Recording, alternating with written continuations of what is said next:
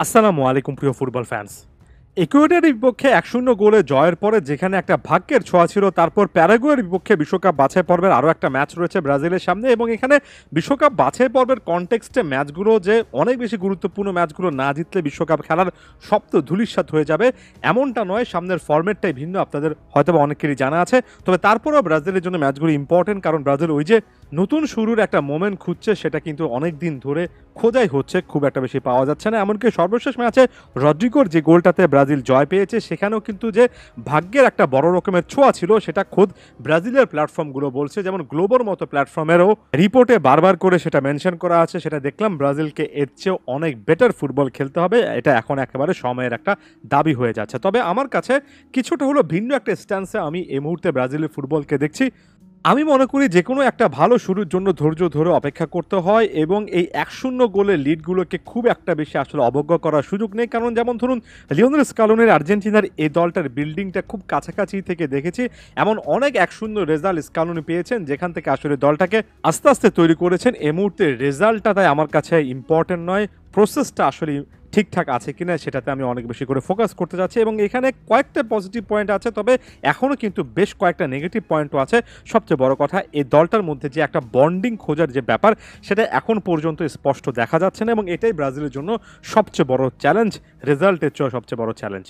আমি পজিটিভ কয়েকটা অ্যাসপেক্টের কথা শুরুতে বলিনি। যেমন এ ম্যাচে ডবল পিভট সিস্টেমে ব্রাজিল খেলেছে, যেখানে ব্রুনো গিমারেস খুব একটা বেশি ভালো না করলেও আন্দ্রে কিন্তু ওই পজিশনটাতে যথেষ্ট ভালো একজন ফুটবলার হিসেবেই কিন্তু নিজেকে প্রতিষ্ঠিত করেছেন, এবং আন্দ্রের ওভারঅল এ ম্যাচের পারফরমেন্সটাকে অনেকেই কিন্তু বলছেন ব্রাজিল প্লেয়ারদের মধ্যে ম্যাচের সেরা বা অন্যতম সেরা, এবং আন্দ্রে মিডফিল্ডে একটা জায়গা করে নেবেন, এটা স্পষ্টত বোঝা যাচ্ছে। ১-০ গোলে এগিয়ে যাওয়ার পর ব্রাজিল গোল্ডের লিডটা ধরে রাখতে পেরেছে। এখানে ফুলব্যাকরা দুজন ভিন্ন রকমের রোল প্লে করেছেন। অ্যারেনার অনেকটুকু ফ্রিডম ছিল, অনেকটুকু উপরে উঠে আসার, অন্যদিকে দানিলো মার্কিনোসের সঙ্গে পাশাপাশি থেকেছেন, ডিফেন্সিভ কাভারেজ দিয়েছেন। এখানে ডিফেন্সিভ জায়গা থেকে ব্রাজিল কিছুটা হলেও ভালো খেলেছে, সে জিনিসটা অনেকে বলছেন। যেমন ব্রাজিলের বিখ্যাত প্ল্যাটফর্ম যে গ্লোবোর কথা বলছিলাম, তারও মেনশন করেছে। এবং ২০২২ বিশ্বকাপ থেকে এখন পর্যন্ত ডিফেন্স ব্রাজিলকে অনেক সময় ভোগাবে এমন একটা ধারণা করা হলো, সেটা কিন্তু সেভাবে যে দেখা যাচ্ছে না, এটাকে একটা পজিটিভ সাইন হিসেবে ধরে আপনি নিতেই পারেন। তবে বেশ কয়েকটা জায়গা থেকে চিন্তার কারণও আছে। হ্যাঁ, এ ম্যাচে বল রিলিজটা আগের চেয়ে ভালো হয়েছে মিডফিল্ডে, তবে আমরা স্পষ্টত বুঝেছি রদ্রিগো একটা গোল পেলে এবং মাঠের মধ্যে ভালো পারফরমেন্স দিলেও একজন পিওর নাম্বার 9 থাকলে যে সুবিধাগুলো পাওয়া যায়, বিশেষ করে প্রতিপক্ষ যখন ৫ জন ডিফেন্ডার নিয়ে ডিফেন্ড করে, কখনো কখনো সেটা ৬-৭ জন হয়, লো ব্লক ডিফেন্স হয় এবং রীতিমতো বাস পার্কিং টাইপের ডিফেন্স হয়, তখন একজন নাম্বার 9-এ যে প্রতিপক্ষ ডিফেন্ডারদেরকে ব্যস্ত রাখা, নিজের গায়ের সঙ্গে লাগিয়ে রাখা কিংবা আউট অফ পজিশন করে ফেলা, সেটা রদ্রিগোর মতো ভিন্ন পজিশনের একজন প্লেয়ারের পক্ষে পসিবল নয়। এই জিনিসটা ডরিবেল জুনিয়র কি বুঝতে পারছেন? রদ্রিগো ম্যাচটা সেন্টার ফরওয়ার্ড হিসেবে স্টার্ট করলো, আস্তে আস্তে লেফট উইংয়ে ভিনিসিয়াস জুনিয়রের সাথে সেখানে লিঙ্ক আপ করার চেষ্টা করেছেন, মাঝে মধ্যে রাইট উইংয়ে চলে এসেছেন, অর্থাৎ ভিন্ন ভিন্ন জায়গায় খেলেছেন।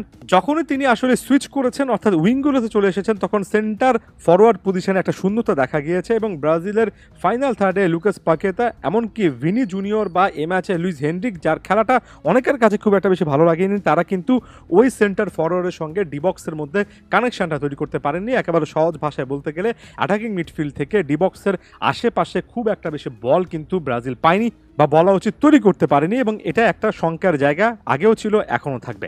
রাইট উইঙ্গের পজিশনে এস্তাভেওর কিন্তু অভিষেক হয়েছে, তাকে অবশ্যই সময় দিতে হবে।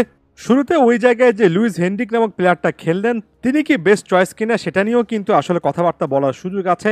এনরিক নাম্বার 9 পজিশনে আসলে কোন রোলটা পাবেন ভবিষ্যতে, কিংবা তাকে নিয়ে ভাবনার জায়গাটাও পরিষ্কার করতে হবে, এমন অনেকগুলো পজিশন নিয়ে আসলে কিন্তু কথাবার্তা বলা যায়, যেটা নিয়ে আসলে ডরিভাল জুনিয়রের অনেক কাজ করতে হবে। তবে অ্যাগেইন বারবার করে বলছি, সময়টা তাকে দিতে হবে। তবে একই সঙ্গে এটাও সত্য যে ছোট ছোট ইতিবাচক পরিবর্তনগুলো যদি প্রতিটা ম্যাচে অল্প অল্প করে দেখা যায়, তাহলে হয়তোবা ফ্যানেরা আশায় বুক বাঁধবেন। আমার কাছে মনে হয় না ইকুয়েডরের বিপক্ষে সেটা সেভাবে দেখা গিয়েছে।